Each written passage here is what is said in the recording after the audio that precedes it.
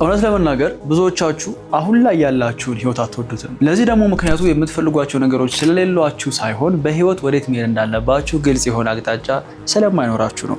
ሁሉም ነገር የተሟላለት ሰው ደስተኛ ላይሆን ይችላል። ወዴት እንደሚሄድ የማያውቅ ሰው ግን ምንጊዜም ቢሆን ህይወቱ ይስቃይ ነው። ጥሩ ዜና ግን እናንተ ከቆረጣችሁ በሚቀጥሉት 12 ሳምንታት የእናንተን ቤስት ቨርዥን መገንባት እንዲሁም በህይወት አንድ የምትፈልጉትን አቅጣጫ ማወቅ ትችላላችሁ። ለራሳችሁ የምትሰጡት 12 ሳምንታት ወይም 3 ወራት ካላችሁ በዚህ ቪዲዮ በሚቀጥሉት 3 ወራት ኮምፕሊትሊ ራሳችሁን ከስክራች እንዴት እንደ አዲስ እንደምትሰሩትና ከ3 ወር በኋላ ሪኮግናይዝ የማይደረግ የማይታወቅ ሰው እንዴት መሆን እንደምትችሉ እነግራችኋለሁ። ብዙ ሰው ክረምት ሲገባ ያቅዳል። ምናልባት እናንተ ማቅዳችሁ ሊሆን ይችላል፣ ግን ሁሉም ክረምት ላይ ስኬታማ ልትሆኑ ትችላላችሁ። ከዚህ በፊት ሞከራችሁ ፌል አድርጋችሁም ቢሆን ለራሳችሁ የመጨረሻ አንድ ድል ስጡት። ምክንያቱም በዚህኛው ክረምት ብቻችሁን አለው የምትታገሉት። እንዴት ነው ብቻችን ያልሆነው? እሱን መጨረሻ ያነግራችኋለሁ። ይሄንን ክረምት ግን ራሳችሁ ላይ ለመስራት ዝግጁ ካልሆናችሁ ይሄ ቪዲዮ ለእናንተ አይደለም። ምን ማድረግ እንዳለባችሁ ከመናገር በፊት አንድ እንድታቁልኝ የምፈልገው ነገር ለውጥ አጭር ጊዜ ይፈልጋል። ከዚህ እስከዚህ ተብሎ ብሎክድ የሆነ ታይም ሲኖር አሪፍ ነው። ካልሆነ ዴድላይን ካልሰጣችሁት ለራሳችሁ ዛሬ ነገ እያላችሁ ዲሌይ ታደርጉታላችሁ። ኤቭሪ ሰክሰስፉል የምንላቸው ሰዎች ዓለም ላይ ትላልቅ ቦታ ላይ የደረሱ ሰዎች የሚያመሳሰላቸው ነገሮች መካከል አንዱ ለራሳቸው የሚሰጡት ስፔሲፊክ የሆነ ታይም አለ። ለሆኑ ወራት ሎክድ ናቸው። ገብተው የሆነ ፕሮዳክት ላውንች አድርገው ኦር የሆነ ቢዝነስ ጀምረው ይወጣሉ። አትሌቶች ለምን ሰክሰስፉል የሚሆኑ ይመስላችኋል? እግር ኳስ ተጫዋቾች ለምን ሰክሰስፉል የሚሆኑ ይመስላችኋል? ምክንያቱም ምንጊዜም ዴድላይን አለባቸው።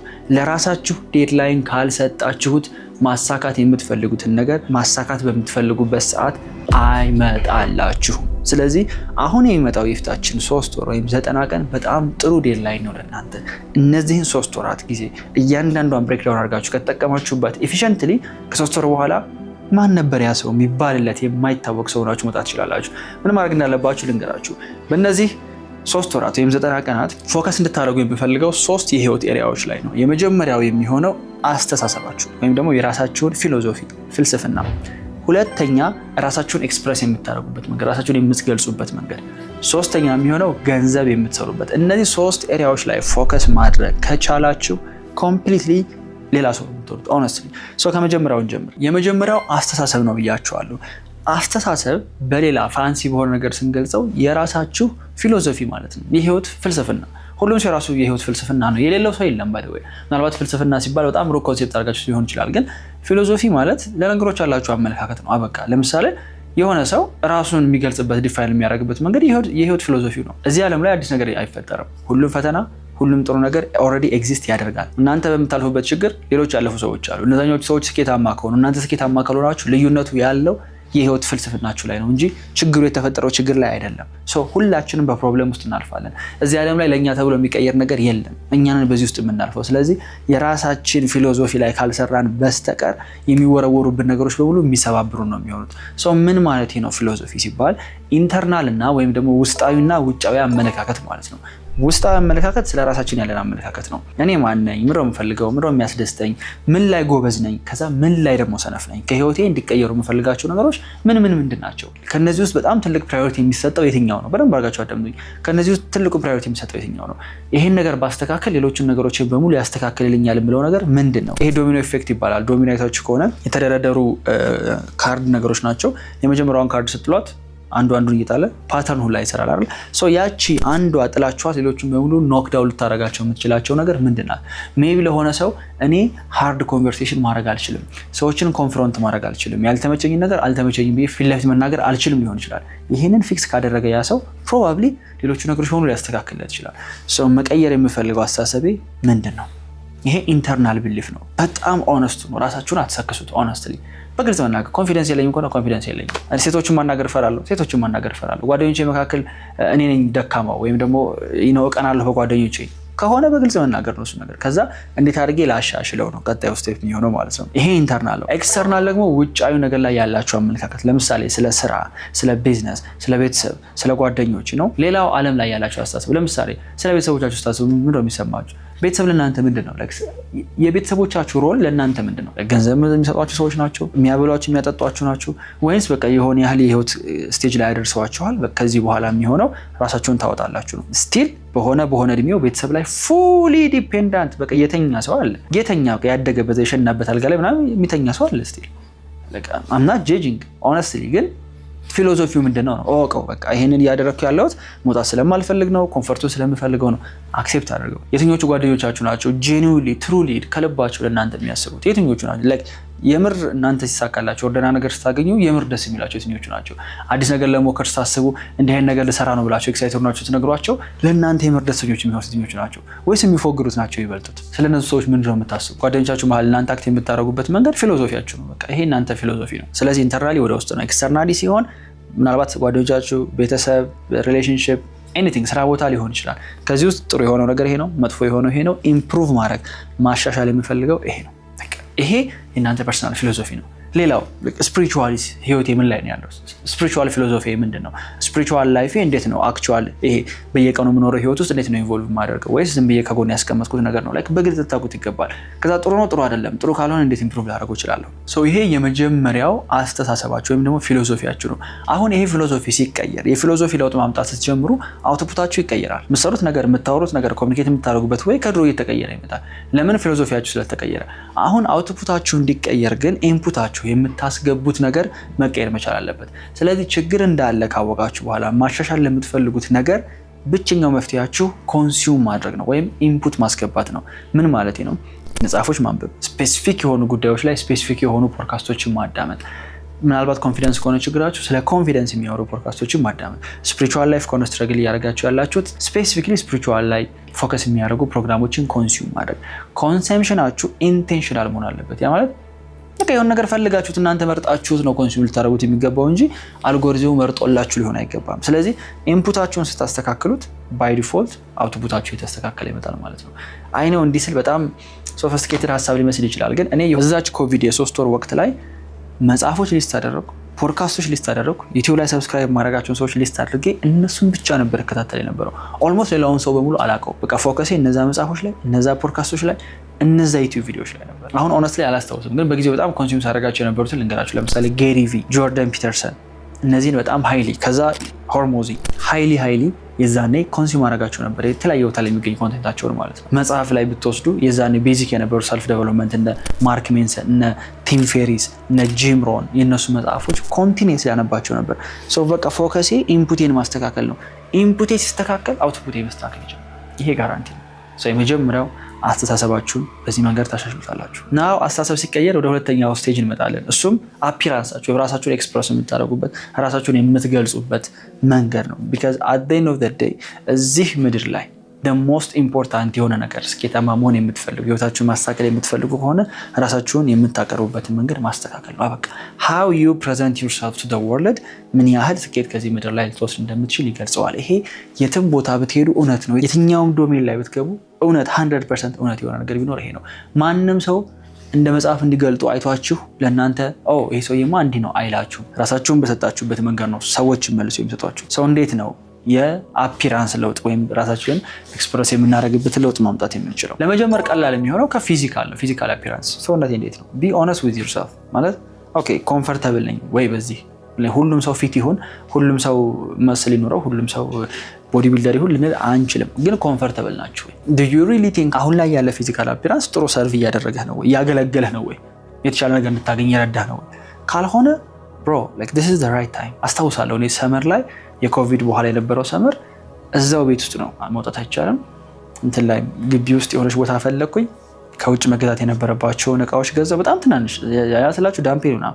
ከዛ ከጓደኞቼ ጋር በሲሚንቶ የሰራ ነው እንትን ነበረ፣ ቤንች ነበረ። እሱን ሰራን። ከዛ በኋላ የጣውላ እንጨት ተደረገ። ሰመር ላይ ሌላ አይነት ትራንስፎርሜሽን ነበረ።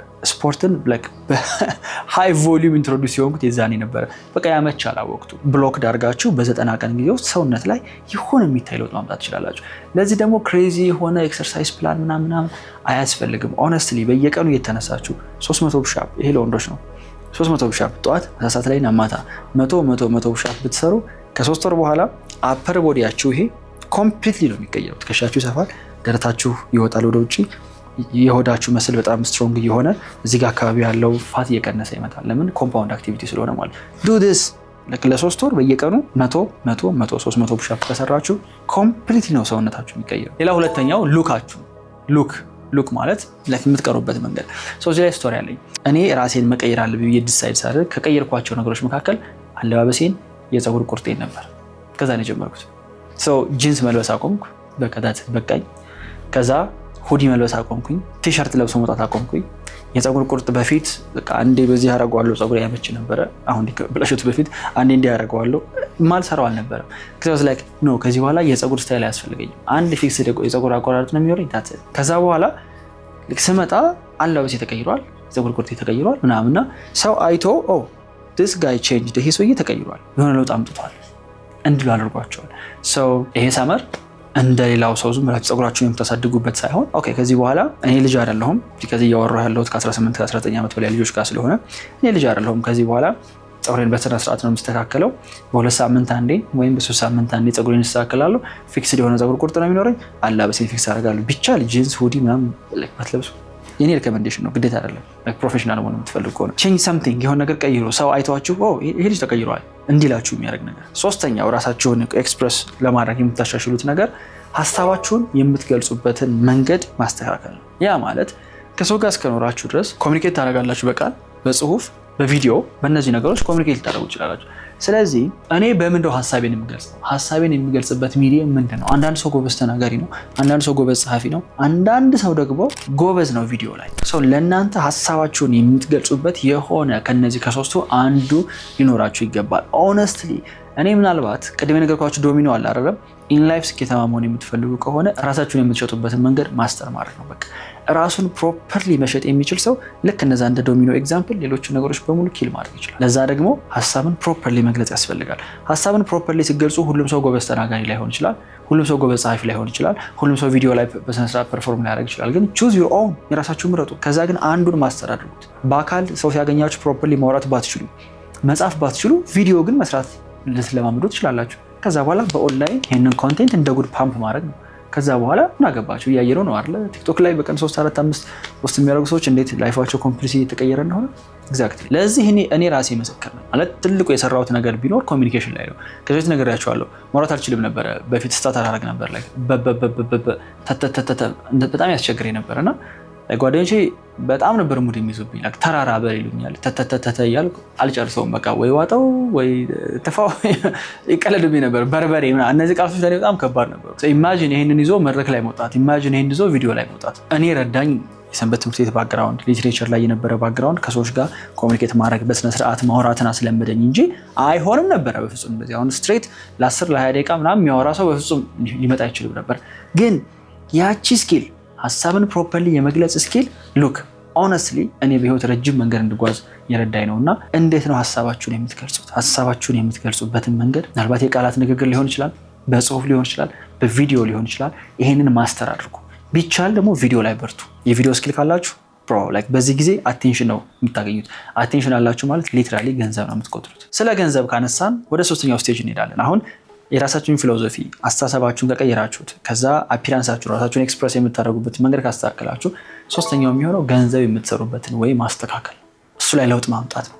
ምክንያቱም አደይነው ዘደይ ምርጥ ፊሎሶፊ ቢኖራችሁ፣ ምርጥ ራሳችሁን የምትገልጹበት መንገድ ቢኖራችሁ፣ ገንዘብ እስከሌላችሁ ድረስ ግን ኢንሴኪዩር መሆናችሁ አይቀርም። በቃ በጣም ብዙ አመለካከታቸው ጥሩ የሆኑ ራሳቸውን በጥሩ ቋንቋ መግለጽ የሚችሉ ሰዎች ግን ገንዘብ የሌላቸው እናውቃለን። ሰው ምክር ለመስጠት ይሞክራሉ፣ ነገሮችን ከፖዚቲቭ ሳይድየው ለማለት ይሞክራሉ። እነሱ ግን በህይወት ወዴትም ፕሮግረስ እያደረጉ አይደለም፣ ለውጥ እያመጡ አይደለም። ስለዚህ እዚህ ምድር ላይ ለውጥ ማምጣታቸው ከሚታዩባቸው ነገሮች መካከል ዋነኛው ብዬ የማስበው እኔ ገንዘብ መስራት ነው። የሆነ ሰው ጥሩ እየሰራ ነው፣ ገሌማ ጀግና ነው ከተባለ he should be making money በቃ አንለስ የሆነ ኤንጂኦ እየመሰረተ ካልሆነ በስተቀር በህይወት ጥሩ እየሰራ ነው የሚባለው ደህና ገንዘብ ይሰራ ነው። ስለዚህ ገንዘብ የምትሰሩበት መንገድ በእነዚህ 12 ሳምንታት ጊዜ ውስጥ መቀየር መቻል አለበት። አሁን ባንካችሁ ላይ ባለው ገንዘብ ደስተኛ ካልሆናችሁ እስካሁን የመጣችሁ መንገድ ትክክል አይደለም ማለት አልሰራላችሁ ማለት ነው። አልሰራም። ስለዚህ ቆም በሉና እዚህ ጋር እንዴት ነው እስካሁን ገንዘብ እየሰራ ያለሁት? እየሰራችሁም ደግሞ ካልሆነ እንዴት ነው ልሰራ ያሰብኩት? ያሰባችሁት ከሌለ ጠብቁኝ፣ እነግራችኋለሁ። ኦልሬዲ ደግሞ በምትሰሩት ገንዘብ ደስተኛ ካልሆናችሁ እናንተም ጠብቁኝ። አሁን የምነግራችሁ ነገር ለምን መቀየር አለበት? በዚህ 12 ሳምንት 90 ቀን ወይም 3 ወር ጊዜ ውስጥ ፕሮፐርሊ ገንዘብ የምትሰሩበትን መንገድ ማስተካከል ከቻላችሁ መስከረም ላይ ስትገቡ ኮምፕሊትሊ ሌላ ባንክ አካውንት ይዛችሁ ነው የምትገቡ። ሲሪየስሊ፣ ምክንያቱም ያን ያህል ቀላል ነው። በጣም ብዙ ሰው ገንዘብ መስራትን ኮምፕሊኬትድ አድርጎ ሲያወራው ይገርመኛል። ኮምፕሊኬትድ አይደለም፣ ኢትስ ቬሪ ማች ሲምፕል። እነዛ ኮምፕሊኬት የሚያደርጉ ሰዎች ጠቃሚ ሰዎች ስላሉ ነው። ለማርኬቱ ምንም ፕሮቫይድ የሚያደርጉት ነገር የላቸውም። እስኪ የሆነ እንደላላ ሄዱና ገንዘብ መስራት ቀላል ነው ከባድ ነው በሉት። ምንድነው ሌላችሁ የሚችለው? ቀላል ነው። የሆነ ስልክ ወደዚህ ያገለባብጣል፣ ታትት ከዛ በኋላ ገንዘብ ያገኛል። ያ ሰውዬ ለምሮ ገንዘብ እንዲያገኝ ዛጋ አልተማረም፣ ደህና ልብስ አይለብስም አይደለ? ዲግሪ የለው፣ ለምሮ ገንዘብ እየሰራ ያለው ጠቃሚ ነው። በሆነ ሰዎች መካከል መግባት የሚችል ኢንፎርሜሽን የያዘ የሚከፈልበት እውቀት ያለው ወይም ደግሞ ኢንፎርሜሽን ያለው ሰው ስለሆነ ነው። አበቃ። ስለዚህ ጠቃሚ ያልሆኑ ሰዎች፣ ፕሮቫይድ የሚያደርጉት ነገር የሌላቸው ሰዎች ገንዘብ መስራትን በጣም ከባድ አድርገው ኢኮኖሚውን ይወቅሱታል፣ ሀገሪቱን ይወቅሳሉ፣ መንግስትን ይወቅሳሉ። ምንም አይሰራላችሁም። እሱ በምንም አይነት የሚለዋወጥ ኢኮኖሚ ውስጥ በሚለዋወጥ የመንግስት ስርዓት ውስጥ ጠቃሚ ሰዎች ከሆናችሁ ገንዘብ መስራታችሁ አይቀርም። ስለዚህ የሚቀጥሉትን 90 ቀናት ዴዲኬት የምናደርገው ጠቃሚ መሆን ላይ ነው። ብዙዎቻችሁ ግን ገንዘብ መስራት የምትፈልጉት ጠቃሚ ሆናችሁ ሳይሆን ወይ በፎሬክስ ትሬዲንግ ወይ በድሮፕ ሺፒንግ ክሪፕቶ ፍሊፕ በማድረግ የሆነ ዌብሳይት ላይ በመግባት ሶሪ ይሄ በቃ የእናንተ የተበላሸ የገንዘብ አመለካከት ነው። ቶሎ በፍጥነት የሆነች ካሽ አግኝቶ ከዛ በኋላ ታትት ህይወት ይቀየራል። ኖ ብሮ እንደዛ አይደለም። ታውቁታላችሁ ስንቶቻችሁ እንደተበላችሁ በዚህ መንገድ ገንዘባችሁን እነከሌ በላይፍ ስታይል በምን ትሪክ እያደረጉ የበሏችሁን ገንዘብ ታውቁታላችሁ። ለእናንተ ምን ተረፋችሁ? የተረፋችሁ እውቀት አለ? ባንክ አካውንታችሁ ላይ የገባ ገንዘብ አለ? ነገ ከነገ ወዲያ የዛሬ 5 ዓመት 10 ዓመት ሊያገለግላችሁ ሊጠቅማችሁ የሚችል እውቀት ይዛችሁበታል? የለም። ብዙ የሚያሳድረው ፋስት ካሽ እንደው እኔን የምትመለከቱ ከሆነ እዚህ ቻናል ላይ 4-5 ቪዲዮ አይታችሁ የምታውቁ ሰዎች ከሆናችሁ እንደው እለምናችኋለሁኝ ይሄ ቶሎ የሚመጣ ገንዘብ ማሳደዳችሁን አቁም። እኔ መቼም ቢሆን እሱ ለእናንተ ፕሪች አላደርግላችሁ። ትክክለኛ ገንዘብ መስራት ጊዜ ይወስዳል፣ ጠንክሮ መስራትን ይፈልጋል። መታገስ ካልቻላችሁ እና ጠንክሮ መስራት የማትችሉ ከሆነ ይቅርባችሁ፣ በቃ ይቅርባችሁ። ሆነስትሊ በቀን 4 ሰዓት 3 ሰዓት ዴዲኬትድ ሆናችሁ የሆነ ነገር ላይ ለመስራት ፈቃደኞች ካልሆናችሁ፣ ኢነርጂው ከሌላችሁ፣ ዲስትራክሽናችሁን ሶሻል ሚዲያ ማጥፋት የማትችሉ ከሆነ ምንም ነገር ቢልድ አታደርጉም። ተስፋ ቁረጡ። የምሬ አም ገነ ቢ ሆነስት ከእናንተ ጋር ማንም እንዲህ ብሎ የሚናገር ሰው ስለሌለ ማለት ነው።